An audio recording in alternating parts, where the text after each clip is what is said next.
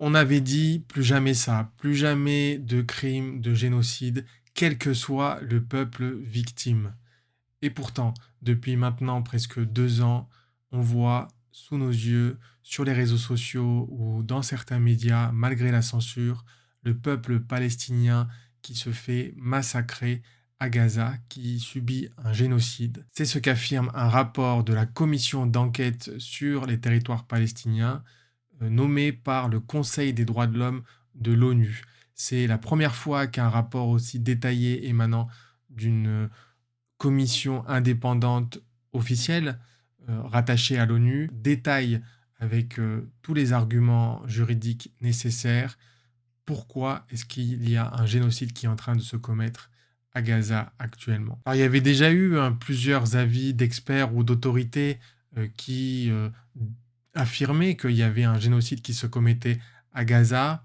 On peut penser à l'historien israélien Omer Bertov, qui est un spécialiste de la Shoah, donc qui est une autorité sur les questions de génocide, qui avait pris position en juin dernier. Il y a eu aussi des avis d'experts internationaux, comme la rapporteure spéciale Francesca Albanese, qui avait elle aussi publié un rapport Anatomie d'un génocide. Il y a eu des ONG internationales comme Amnesty International ou la FIDH, la Fédération internationale des droits de l'homme, qui avait dit qu'il y avait un génocide également. Bien sûr, il y a les ordonnances de la Cour internationale de justice qui disaient qu'il y avait un risque de génocide à Gaza, qui a ordonné à Israël de mettre en œuvre plusieurs mesures conservatoires, dont la levée du blocus, à 3 reprises, 3 ordonnances, début 2024. Mais cette fois-ci, pourquoi est-ce que c'est différent? Eh bien parce que c'est une vraie commission d'enquête officielle qui travaille sur les territoires palestiniens depuis 2021, nommée par un organe des Nations Unies. Donc effectivement, elle est indépendante, c'est normal, c'est un gage de sérieux. Elle a vocation à éclairer l'Assemblée générale des Nations Unies, qui est un organe politique, donc qui ne doit pas trancher la question du génocide, c'est pas un organe juridique. Et donc c'est un des rapports les plus sérieux qui font le plus autorité. Je dis ça parce que on a vu ces derniers jours des tentatives de remettre en cause cette commission, assez choquantes, alors que là, on est vraiment sur un niveau d'expertise très élevé.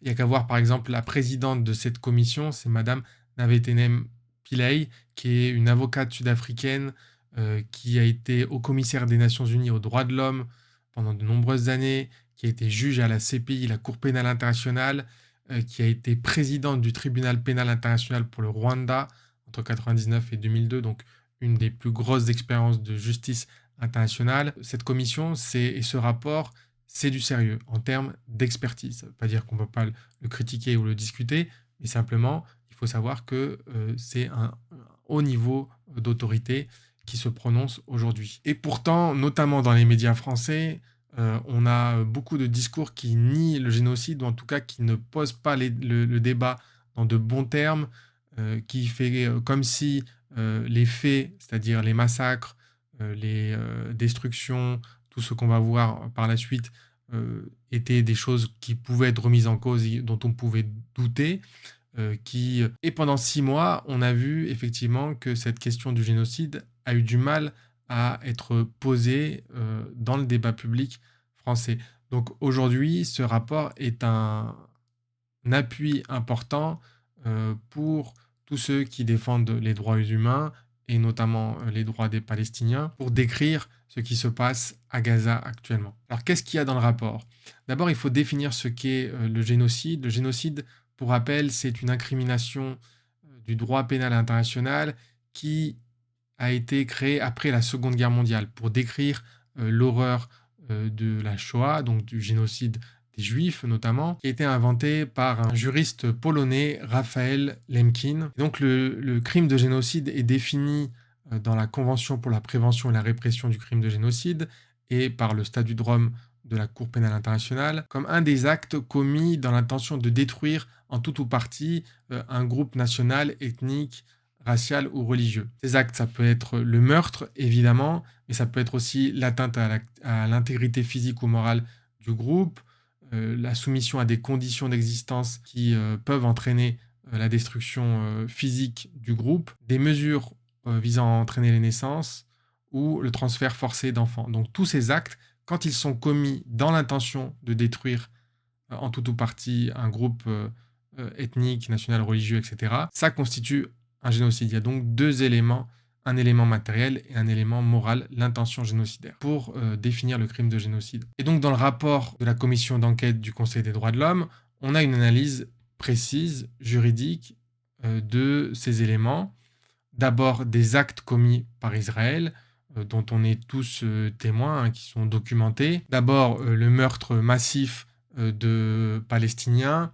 On sait qu'aujourd'hui on en est à plus de 60 000 morts, qui est un chiffre qui est pas contesté par les autorités internationales, qui émane du ministère de la Santé à Gaza, mais qui recense uniquement les morts identifiés. Donc on est sur un chiffre qui est en vérité largement sous-évalué. Et 60 000 morts par rapport à la population de Gaza qui est d'environ 2 millions d'habitants, c'est énorme. C'est à peu près 3% de la population. Pour rapporter ça à la France, c'est comme si 2 millions de Français étaient morts. À titre toujours de comparaison, en Ukraine, depuis 2022, donc la Russie a envahi l'Ukraine et il y a une guerre terrible qui s'y déroule, eh bien, il y a eu 13 883 morts civils, donc c'est déjà énorme, 726 enfants, mais on est loin des proportions qu'on a à Gaza, avec 60 000 morts, une majorité de civils, de femmes et d'enfants. Alors que l'Ukraine est un État, a une armée et largement soutenu par les États occidentaux. Gaza, c'est 2 millions d'habitants, c'est pas un État, il n'y a pas d'armée régulière, et on est à 60 000 morts. Donc ça vous donne une idée de ce que ça signifie pour la société palestinienne, la société gazaoui, et pourquoi est-ce que cet élément, le meurtre de masse, est un élément déterminant pour caractériser le génocide. Le deuxième élément matériel qui caractérise le génocide, c'est le fait de causer un sérieux dommage, que ce soit physique ou mental, aux membres du groupe. Et là, on le voit notamment à travers les déplacements constants, les attaques sur les infrastructures, les attaques sur les hôpitaux, les attaques sur les écoles, les attaques sur les lieux de culte. Tout ça, ça crée un environnement global qui détruit en fait la société gazaoui et qui lui cause un dommage évidemment physique, mais aussi moral, mais aussi mental, qui la met dans sa globalité dans une situation de mort et de chaos. Le troisième élément est un peu lié, mais c'est par rapport au ciblage des infrastructures qui ne devraient pas être ciblées, comme par exemple les champs qui sont détruits volontairement, les routes, les hôpitaux. Quand on est dans une logique de guerre, il n'y a aucun sens à détruire les hôpitaux. Quand on détruit les lieux où on peut se soigner, c'est qu'on est dans une logique de destruction d'une population. On se souvient du bombardement de l'hôpital Al-Shifa, on se souvient de la destruction de l'hôpital Nasser cet été en août, qui avait été massivement relayé et qui avait choqué parce que notamment il y avait des journalistes et des secouristes qu'on avait vus se faire tuer, bombarder en direct. Dernier élément, et un des plus graves, c'est celui d'imposer des mesures qui visent à prévenir, à empêcher la natalité dans le groupe. Et là, on a un exemple très précis cité dans le rapport. C'est celui de la destruction de la clinique Al-Basma, qui est une clinique spécialisée sur la fertilité, une clinique de fécondation in vitro, avec des embryons, une banque de sperme qui a été détruite. Et cette clinique, elle visait à résoudre les problèmes de fertilité auxquels peuvent se confronter la population gazaoui. Et donc cette destruction, encore une fois, elle ne peut pas viser un but de guerre, elle vise clairement à empêcher la population de se reproduire. Et c'est là où on voit la logique génocidaire en œuvre à Gaza. Donc tout ça, c'était les éléments matériels de l'incrimination de génocide. Là, on passe sur l'élément moral, c'est-à-dire l'intention génocidaire. Parce que c'est très difficile de démontrer une intention génocidaire. On ne va pas avoir directement, quoique on n'en est pas loin, des intentions d'exterminer un peuple qui sont formulées, mais on n'est pas obligé d'avoir des déclarations explicites pour caractériser une intention génocidaire, cette intention, elle peut aussi se déduire des actes ou des circonstances dans lesquelles les actes décrits tout à l'heure interviennent. Et là, on a à la fois des déclarations qui sont assez explicites et à la fois des circonstances qui ne laissent pas de doute, selon ce rapport, sur l'existence d'un crime de génocide. Sur les déclarations, eh bien, la plus frappante, c'était celle de Netanyahou, qui avait fait référence à Amalek en s'adressant à la nation, en s'adressant aux soldats. Il avait dit: «Souvenez-vous d'Amalek». Et ça, c'était une référence un peu controversée à la Bible, dans laquelle Dieu aurait ordonné à ses serviteurs de massacrer, de détruire tout le peuple d'Amalek qu'il avait persécuté auparavant, incluant femmes, enfants. Donc il est souvent, ce texte sacré est souvent interprété, même si c'est sujet à controverse, comme un appel en fait à l'éradication et donc au génocide.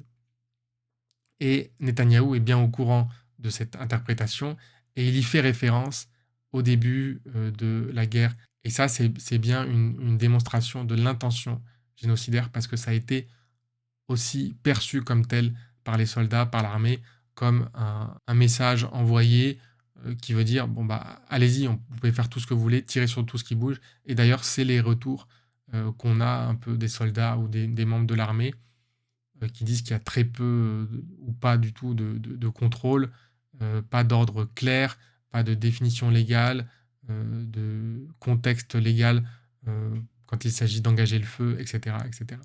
Donc ça, c'est la première partie de l'intention, c'est des déclarations directes qui ont incité au génocide. Et la deuxième, ça découle en fait des circonstances, comme je le disais. Alors, il y a plusieurs éléments, hein, ils sont nombreux. Mais le principal, c'est on a atteint un nombre de victimes délibérées tellement élevé, dont donc 60 000, dont la moitié sont des femmes, des enfants et des personnes âgées, donc pas des soldats, évidemment, et pas des hommes, que de ce nombre, on ne peut qu'en déduire une volonté de détruire la population. C'est le premier et peut-être le plus fort des éléments. Mais il y a aussi évidemment les attaques sur les lieux de culture, les lieux de culte, les lieux qui permettent à la population gazaoui de se nourrir, les champs, les cultures au sens agricole, les écoles, évidemment. Ces destructions-là montrent aussi qu'on s'attaque à la population civile et pas à un but de guerre. Le fait qu'il y ait eu 3 ordonnances de la Cour internationale de justice qui ait ordonné à Israël de stopper ces attaques, de lever le blocus, de laisser passer l'aide humanitaire et qu'aucune de ces ordonnances n'ait été respectée, ça aussi, c'est une preuve importante de l'intention génocidaire d'Israël. Les violences sexuelles, ça ne peut pas être justifié par des buts de guerre. Donc de tous ces éléments, le rapport de la commission d'enquête de l'ONU conclut qu'il y a effectivement un génocide en cours à Gaza. C'est à la fois dramatique et très instructif de lire ce rapport. Je vous invite à le consulter. Il est très détaillé, il est très sérieux. Ça change de tout ce qu'on entend sur la plupart de nos plateaux télévision où on interroge des individus qui n'ont pas forcément d'expertise ou de compétences, qui sont juste des propagandistes très souvent. Alors évidemment, ce n'est pas un rapport seul qui va changer les choses, mais c'est un point d'appui important pour tous les défenseurs des droits humains, par son sérieux, par l'autorité qui l'a commandé, le Conseil des droits de l'homme de l'ONU. À côté de ça, il faut accentuer la pression pour avoir des sanctions contre Israël. Nous, en Union européenne, en France en particulier, il faut continuer à demander la suspension de l'accord entre l'Union européenne et Israël. Je rappelle que l'Union européenne est le premier partenaire commercial d'Israël et que si elle le décidait, elle pourrait suspendre cet accord pour mettre la pression à Israël pour qu'elle cesse ses crimes. Il y a d'autres campagnes citoyennes qui sont possibles. Je parle dans mon dernier post Instagram d'une campagne qu'on a menée dans ma ville, à Villeurbanne. On a empêché Tony Parker et l'Asvel, le club de basket, d'aller jouer en Israël en plein génocide. On a réussi, on a gagné. D'autres campagnes doivent être menées. Au sein de l'UEFA, le débat commence à être soulevé. Pourquoi Israël n'est pas exclu des compétitions officielles de l'UEFA? Il y a énormément de campagnes de boycott citoyennes pacifiques qui peuvent être menées et qui doivent être menées. le combat pour les droits humains et pour les droits des Palestiniens continue.